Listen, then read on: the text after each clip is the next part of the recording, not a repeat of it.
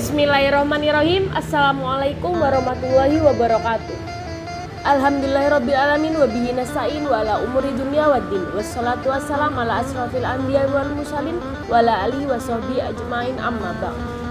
Perkenalkan, nama saya Yasmin Fazia Rizvi, mahasiswi akuntansi syariah tahun 2019. Alhamdulillah, pada kesempatan kali ini saya akan membahas tentang sebuah peradaban yang hampir menguasai seluruh dunia dari bagian barat maupun timur, yaitu peradaban kekuasaan Imperium Romawi dan Persia. Imperium Romawi dan Persia menjadi salah satu sejarah peradaban manusia yang besar. Bahkan peperangan antara kedua imperium ini menjadi salah satu yang diistimewakan oleh Allah dan dituliskan ceritanya dalam Al-Quran. Bahkan bangsa Romawi menjadi salah satu nama dalam surah pada Al-Quran, yaitu Ar-Rum, yang memiliki arti bangsa Romawi.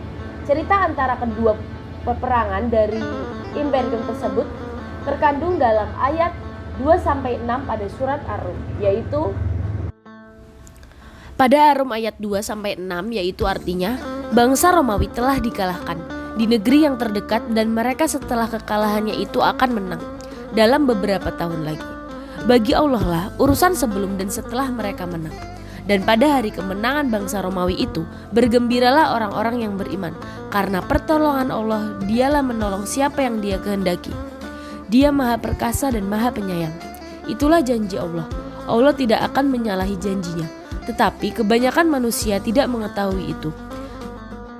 Baik, di sini saya akan menjelaskan terlebih dahulu sejarah Imperium Romawi. Pada zaman dahulu, Imperium Romawi ini dikenal juga dengan Bizantium.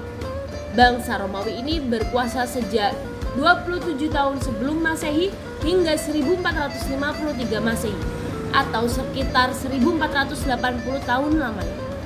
Dengan memiliki wilayah kekuasaan yang besar, kurang lebih sekitar 5 juta kilometer persegi. Wilayah kekuasaannya antara lain Yunani, Balkan, Asia, Syria, Palestina, Laut Tengah, Mesir, dan seluruh Afrika Utara. Romawi memiliki ibu kota di Konstantinopel. Baik, untuk karakter dari bangsa mereka tersebut adalah mereka memiliki karakter yang kurang baik karena para pemimpinnya ini hanya berkehidupan berfoya-foya, menghabiskan harta mereka dengan cara yang tidak baik. Bahkan wilayah mereka yang luas ini tidak berdampak baik ataupun tidak menghasilkan efek yang baik kepada bangsa mereka karena mereka hanya mengedepankan nafsu duniawi mereka. Adapun agama yang pada saat itu banyak dianut oleh bangsa tersebut adalah agama Nasrani. Namun agama Nasrani ini hanya dijadikan sebagai simbolis atau tidak dilakukan dengan cara yang benar.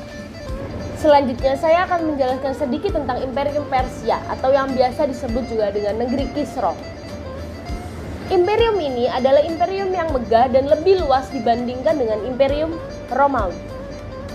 Imperium Persia berkuasa sejak 550 tahun sebelum Masehi hingga tahun 651 Masehi, yang sekitar 1201 tahun. Dan luas wilayah dari Imperium Persia ini adalah sekitar 7.400.000 km persegi. Kekuasaan Imperium Persia ini meliputi sekitar 3 benua, yaitu Asia, Afrika, dan Eropa.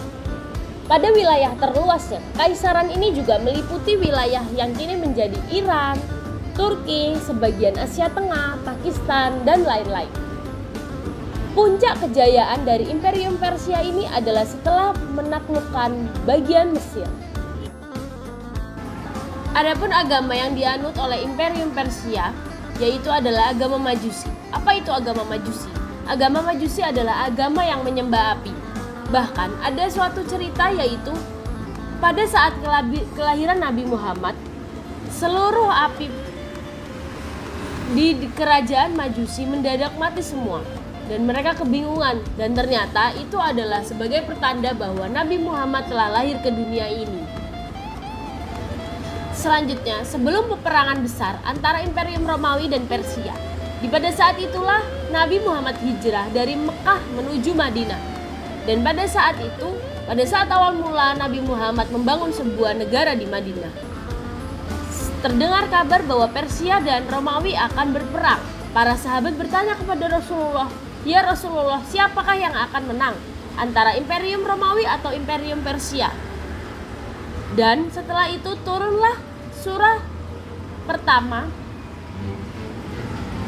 surah Ar-Rum ayat pertama, yaitu yang menjelaskan tentang Allah telah akan mengalahkan bangsa Romawi.